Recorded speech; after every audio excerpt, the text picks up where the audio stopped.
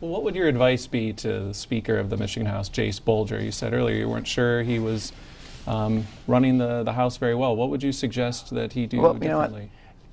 Adolph Bolger, you mean? He's really become very arrogant, and he's thrown his weight around up there, and I think he's embarrassing himself. I don't think if he thinks he's going to be a candidate for governor, he better learn how to control his temper. He better learn how to work with the consensus within his own party. And I think sometimes Adolph steps a little bit to the fringe, and he's embarrassing himself. He's not, in my mind, going to be a candidate for governor. Those are strong I wanted words. him to be strong. You know what happened yesterday at the hearing?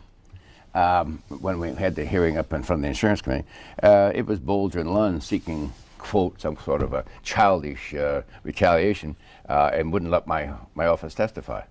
I had 11 pages of testimony. I think I filed it. You guys probably have seen it. But they wouldn't let Jerry Poisson testify.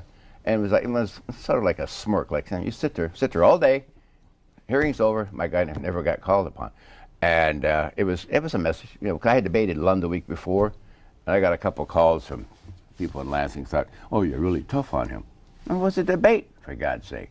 You're going to do your best. Is that just a personality thing with leadership, or is there a systematic problem there with who's running Lansing?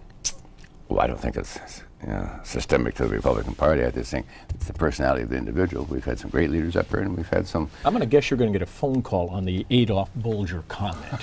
and when you do, from him or one of his people, you will say... Mr. Bolger? No, I don't.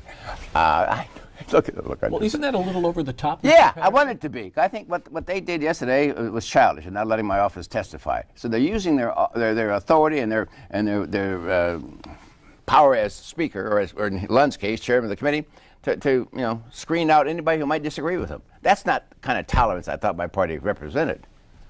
How do you really feel about this? Do you think he's a good speaker? No. Next question. Was he a good speaker and turned bad?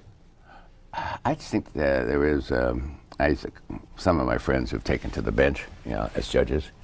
Over time, we call it the black robe disease. They start to develop a certain attitude, and they don't put their pants on in the morning the same way we do. Well, I think you sit there in that role as speaker, there's a temptation that you're going to be a little bit bigger and better than the rest of them. And maybe Mr. Bolger is suffering from what you call the black robe disease, but in a legislative sense.